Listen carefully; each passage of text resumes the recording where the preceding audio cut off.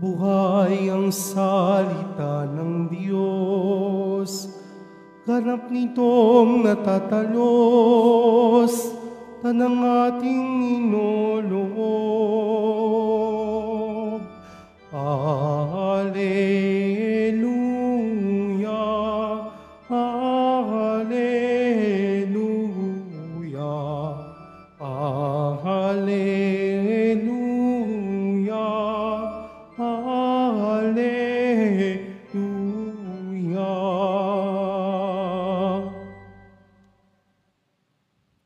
Sumainyo ang Panginoon at sumayo rin. ang mabuting balita ng Panginoon ayon kay San Mateo. Papuri sa iyo, Panginoon. Noong panahong iyon, sinabi ni Jesus, sa aba ninyo, mga eskriba at mga pariseyo, mga mapagpaimbabaw. Ibinibigay ninyo ang ikapu ng gulaying walang halaga, ngunit kinaliligtaan ninyo ng isagawa ang lalong mahalagang aral sa kautusan, ang katarungan, ang pagkahabag, at ang katapatan. Tamang gawin ninyo ang mga ito, ngunit huwag naman ninyong kaliligtaang gawin ang iba. Mga bulag na taga-akay, sinasala ninyo ang niknik sa inyong inumin, ngunit nilulunok ninyo ang kamelyo. Sa aba ninyo, mga eskriba at mga pariseyo, mga mapagpaimbabaw, nililinis ninyo ang labas ng tasa at ng pinggan, ngunit ang loob nito'y puno ng mga nahuthot ninyo dahil sa kasakiman at pagsasamantala. Bulag na pariseyo, linisin muna ang mga nasa loob ng tasa at pinggan at magiging malinis din ang labas nito. Ang mabuting balita ng Panginoon. Pinupuri ka namin, Panginoong Hesukristo. Maupo po tayo.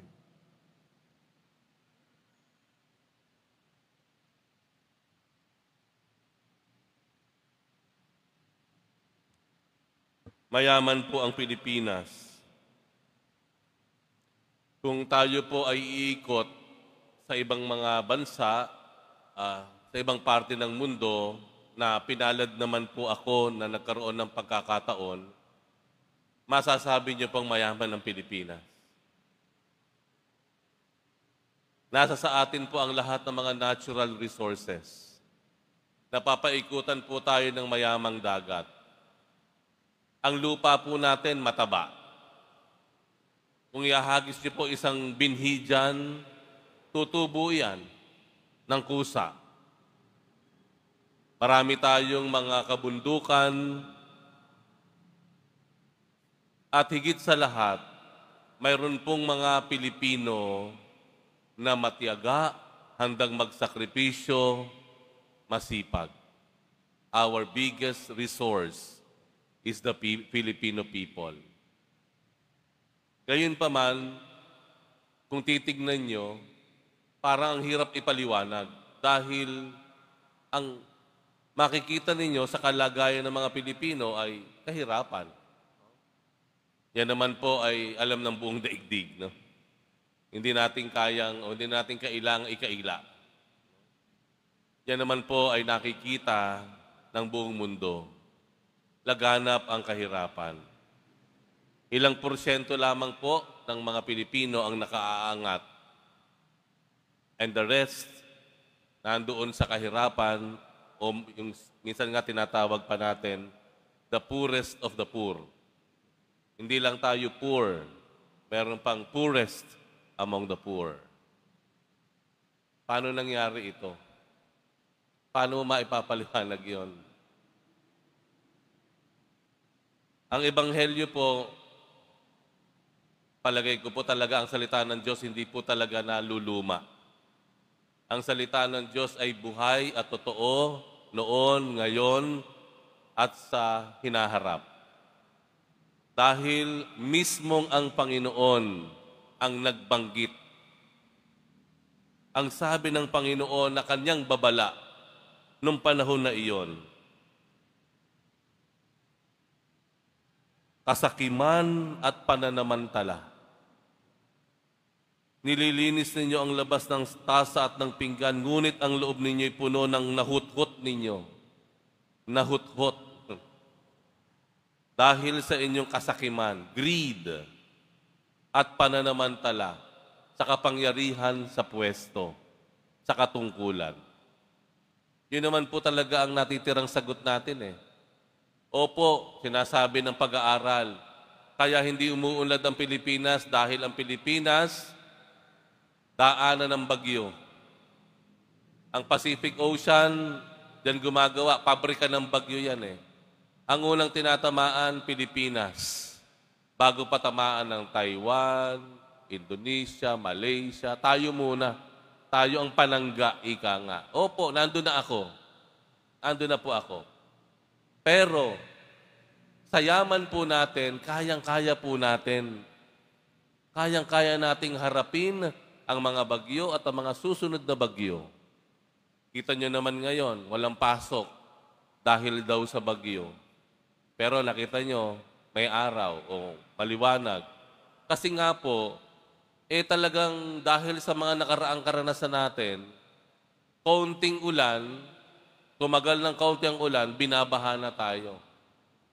Kaya nag-iingat na lamang po. Pinag-iingat na lang po tayo. So para sigurado, manatili na lang kayo sa bahay. Ganoon. Pero kung wala sanang kasakiman, kung wala sanang pananamantala, disin sana po, mas may kalidad ang buhay ng mga Pilipino ngayon. Disin sana po, hindi tayo basta-basta matatakot o maliligalig kapag may mga pag-ulan na matagal o malakas na bagyo. Eto na naman po tayo, maingay na naman po ang Pilipinas sa mga korupsyon. Ang tanong, hanggang kailan po ang usapin na ito? Hanggang saan makakarating ang usaping ito? Baka pag nanawa na tayong makinig, mapapagod na tayo, at tutuloy na lang tayo sa buhay na parang walang nangyari. Ang isa po sa mga estilo, to delay. Alam ng mga nakapwesto ang mga Pilipino, kapag dinelay o pinahaba ang mga pag-iimbestiga, ang mga hearing, napapagod ang Pilipino. Tapos niyan, baliwala na lang. Sige na lang, tuloy na lang tayo sa buhay. Ganun tayo ng Pilipino. Sige na lang, tuloy na natin. Wala na nangyari. May mga ilan tayong nakikita sa panahon ngayon. Una, whitewashing ang tawag. Whitewashing. Yun yung sinasabi ng Panginoon sa Ebanghelyo. Malinis sa labas, pero sa loob, puno-puno ng kabulukan o dumi. Yun po bang magbibigay sa iyo ng halimbawa lang, halimbawa, libreng basurahan. Gaganda ng basurahan. Wow, ang ganda-ganda ng pangalan. Pero wala tayong kaalam-alam. Ang nahuthut sa atin ay milyon-milyon. Na kung titingnan mo yung basurahan, ay 1,000 lang yan. Pero kung titingnan mo yung records, ang siningil, 10,000 ang isang piraso ng basurahan. Whitewashing. Tayo ay hini-hypnotize sa parang magaganda at mabubuting gawa. Pero sa loob nun, sa likod nun, ay sadya naman po talagang kasakiman o ganid. Whitewashing ang tawag po doon. Yung sinasabi sa Ebanghelyo. Meron din po tayo na tinatawag na window dressing. Alam niyo ba yung window dressing? Ito po yung halimbawa. Wow! Ang ganda naman ng tabi ng ilog. Sementado. Konkreto. No? Hindi naguguho ang lupa na yan. Pero, wala tayong kaalam-alam, ampaw pala yon. walang bakal. Window dressing po ang tawag doon. Maganda sa panlabas, pero sa totoo lamang, yung kalooban ay dinaya o hindi tama. Window dressing. No? Mga panlabas lang. Pero ang totoo ay kasakiman pa rin at pananamantala ang nasa likod ng kwentong ito. Ano ang dapat nating gawin? Ano ang dapat nating maging tugon dito? Ito na rin po ang sinabi ng Ebanghelyo. Ito na rin ang mungkahi sa atin. Sa huling-huli ng Ebanghelyo, may sinabi ang Panginoon. Ang sabi niya, linisin mo muna ang mga nasa loob at magiging malinis din ang nasa labas nito. Ang lahat pala nagsisimula sa kalooban. Ang lahat po nagsisimula sa puso natin. Yung paghahangad, yung sobra-sobrang kasakiman o ganid, nagsisimula po yan sa kalooban ng ating puso, ng ating isip. Linisin muna daw po natin iyon. Sa makatiwid, ano po sinasabi dito po? Sinasabi po dito ay patuloy po nating suriin ang ating sarili, piliting maging malinis, tugma, akma, ayon sa katuruan ng Panginoon na nagsasabi sa atin na dapat tayo ay maging makatarungan. Naririto rin po sa Ebanghelyo. Katarungan, pagkahabag, at katapatan. Tatlo po yung sinabi ng Panginoon. Siguraduhin po natin na ito ang magiging paghubog ng ating kalooban, ng ating mga anak, ng mga kabataan. Yan naman po talaga ang isang malaking hamon sa atin na hindi na tumagal pa ang ganitong klaseng sistema kung hindi ito ay maputol na at least sa ating henerasyon.